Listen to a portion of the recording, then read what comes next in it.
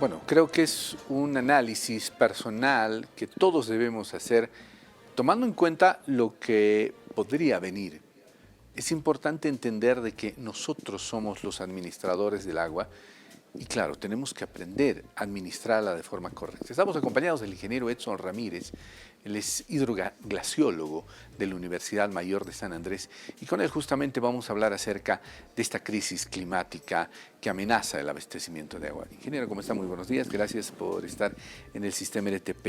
A ver, queremos conocer desde su punto de vista, desde la experiencia que usted tiene, la situación que en este momento tiene no solamente Bolivia, sino el mundo. Hay muchas regiones en el mundo que están sufriendo ya por falta de agua.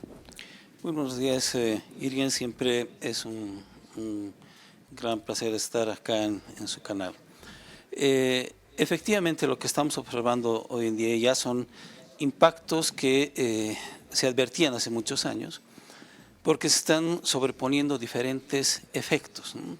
Y uno de los causantes principales es justamente el incremento de la temperatura de todo el planeta, que ya fue advertido en diferentes cumbres climáticas. Y ahora, sobre este escenario desfavorable de incremento de temperatura, tenemos la sobreposición de un evento extremo o de eventos extremos que están llegando, fundamentalmente relacionados a lo que llamamos los fenómenos El Niño, ¿no? Y debemos entender que en realidad el fenómeno del niño, o sea, en realidad hay dos fases, una que es el fenómeno del niño o fenómeno de la niña, forman parte de lo que nosotros llamamos la variabilidad climática, que es una variabilidad, llamémosle natural, pero que con este efecto adicional del calentamiento del planeta, cada vez vemos con mayor recurrencia estos eventos y muchas veces con mayor intensidad.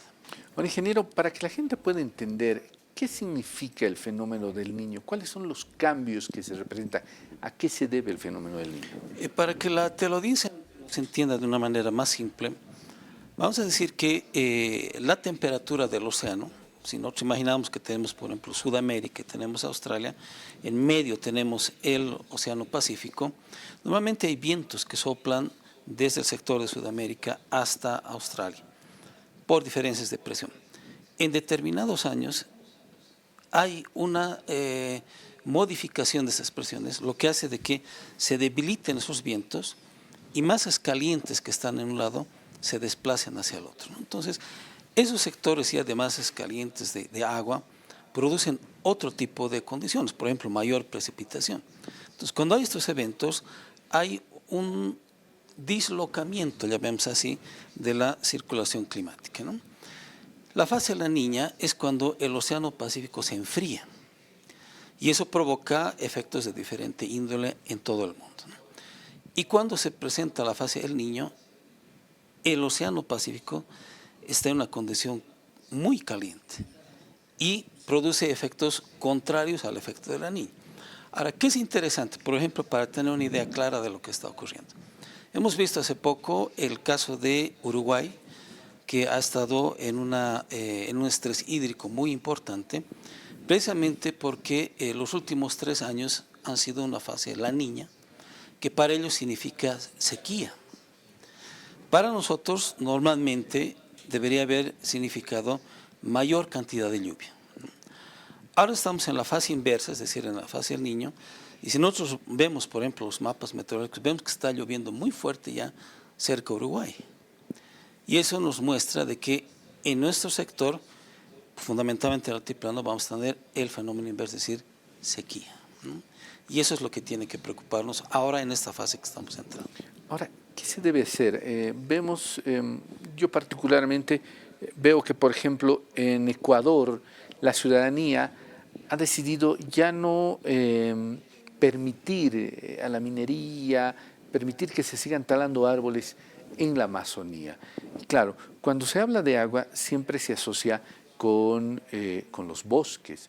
Lamentablemente, si usted se percata en cualquiera de las regiones, vemos frecuentemente salir camiones con muchos árboles, madera, y eso nos muestra de que en Bolivia todavía seguimos deforestando bastante. Lo que vemos en las ciudades, que es lo que pasará en otros lugares. ¿Cuál es la relación que se tiene? ¿Es importante mantener nuestros bosques para que pueda existir lluvia, ingeniero? Por supuesto, porque a veces podemos tener una falsa impresión de que en realidad las condiciones hidroclimáticas solamente están supeditadas a un punto focalizado, pero lo que tenemos que entender que en realidad es todo un sistema integral de lo que nosotros llamamos el ciclo hidrológico, ¿no? Y esto parte desde la evaporación del agua en los océanos, imaginemos el océano Atlántico, que esas masas se evaporan, atraviesan la cuenca amazónica, hay lluvias que caen, hay retención en el bosque, hay evapotranspiración, que es lo que comúnmente llamamos los ríos aéreos que llegan hasta nuestras montañas, se transforman en lluvia, en nieve, eso alimenta los glaciares, hay agua que se infiltra, escurre nuevamente y llega al mismo punto y ese ciclo se va manteniendo, ¿no?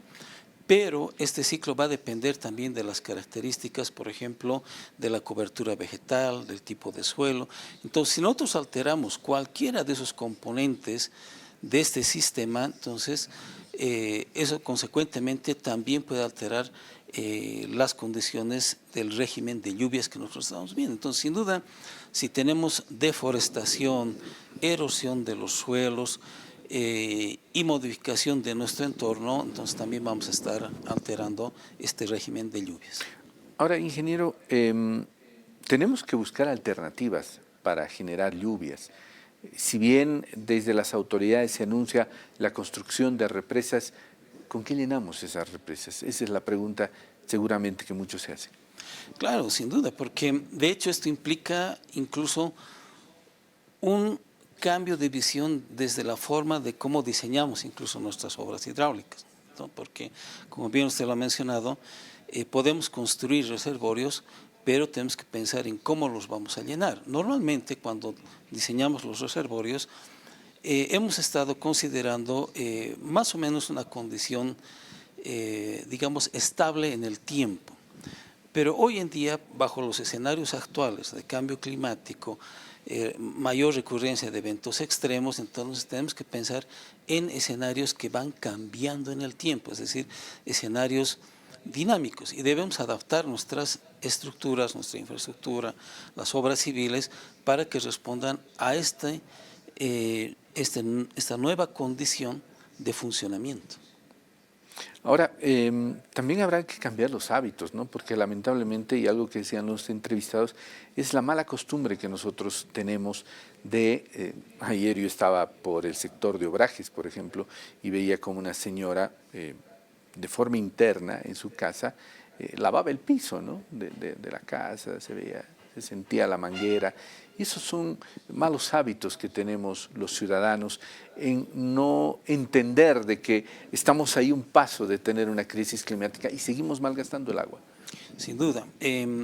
Yo creo que tenemos que aprender mucho de estas lecciones que hemos tenido, de la experiencia que hemos atravesado el año 2016, que ha puesto en una situación crítica en realidad a la ciudad. Entonces, no debemos olvidar esta experiencia y más bien aprovechar esta experiencia para tener una nueva cultura del uso del agua, sobre todo un uso optimizado, y que no solamente es el aspecto de preocuparse en las fuentes de agua, que es la oferta, sino preocuparse bastante en lo que es el uso, la demanda, dentro del enfoque que nosotros llamamos gestión sostenible de los recursos hídricos. La administración de esa agua, ¿no? Por supuesto. Ahora, ya para terminar, ingeniero, ¿usted está de acuerdo con que los municipios, las gobernaciones emitan normativas que sancionen a la gente que hace un mal uso del agua? Claro que sí, ya tenemos que entrar, reitero nuevamente, en una nueva cultura, porque debemos entender que ahora este tipo de eventos van a ser cada vez más recurrentes, ¿no? Entonces tenemos que nosotros ya aprender a utilizar el recurso hídrico cuidando sobre todo que podamos disponer de este elemento de forma sostenible en el tiempo, nuevamente reitero, ¿no? Entonces, de esa manera debemos, como nos decían en las notas, hacer un balance, saber, por ejemplo, de cuánto disponemos, cuál es el nivel de consumo que nosotros estamos teniendo en este momento y que para este tipo de situaciones tenemos que entrar en fases de ahorro, incluso cuando se requiera. Ingeniero, le agradezco mucho la gentileza de habernos acompañado. Un gusto haber estado con ustedes. Bueno, ahí estaba el ingeniero Edson Ramírez, hidroglaciólogo de la Universidad Mayor de San Andrés, que ha conversado con nosotros en esta mañana sobre este tema tan importante que ojalá usted pueda tomarlo en cuenta y pueda tomarlo en serio. Seguimos informando al país.